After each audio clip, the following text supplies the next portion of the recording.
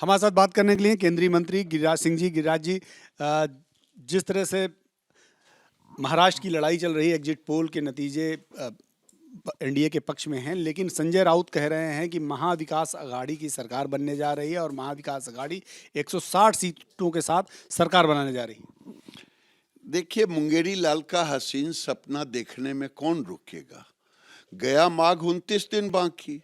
कल सवेरे 10 बजे सबके चेहरे बेनकाब हो जाएंगे और एनडीए की वहां सरकार बनेगी। जिस ढंग से इन्होंने मुसलमानों के लिए नंगा नृत्य किया और मुसलमानों ने इनके लिए नंगा नृत्य किया, महाराष्ट्र शिवाजी महाराज की धरती है, कभी औरंगजेब को बर्दाश्त नहीं करता।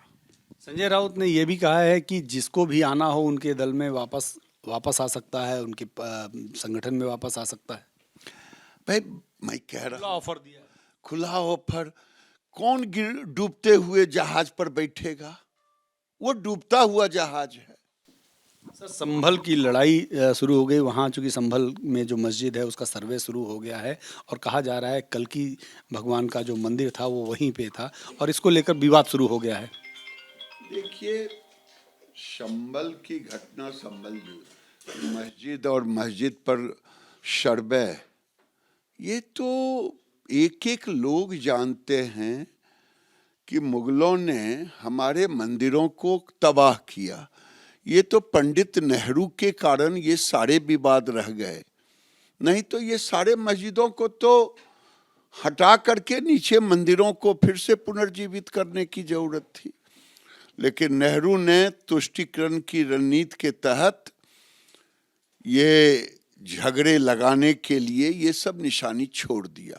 तो आप ये कहना चाह रहे हैं कि जब पार्टीशन हुआ था तो उसी समय सारे देश की मस्जिदों को तोड़ दिया, कहीं बाबर रोड, कहीं अकबर रोड। ये बाबर अकबर की क्या जरूरत है भाई?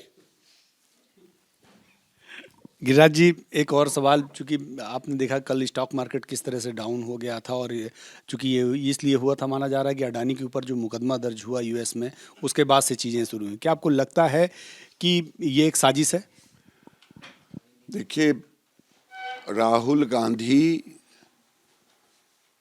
क्या बोलते हैं, लोग कहता है उनको पता नहीं, लेकिन मैं कहता हूं वो सोची समझी रणनीति के तहत भारत को जितना बदनाम किया जाए, बर्बाद किया जाए, चाहे आर्थिक दृष्टि से या उसके ऊपर सामाजिक हो, विदेशों में जाके विरोध करना प्रधानमंत्री का, देश के इकोनॉमी को नुकसान हो, ये सारे काम कांग्रेस की सोची समझी रणनीति के तहत कर रहे हैं। देश ने भी उन्हें समझ लिया है। धन्यवाद सर, हमसे बात करने गिरिराज सिंह जी थे जो साफ तौर पर कह रहे हैं कांग्रेस की सोची समझी रणनीति के तहत देश की आर्थिक व्यवस्था को बर्बाद करने का काम कर रहे हैं। कैमरा मनोज के साथ नीरज पांडे, एबीपी न्यूज़, दिल्ली।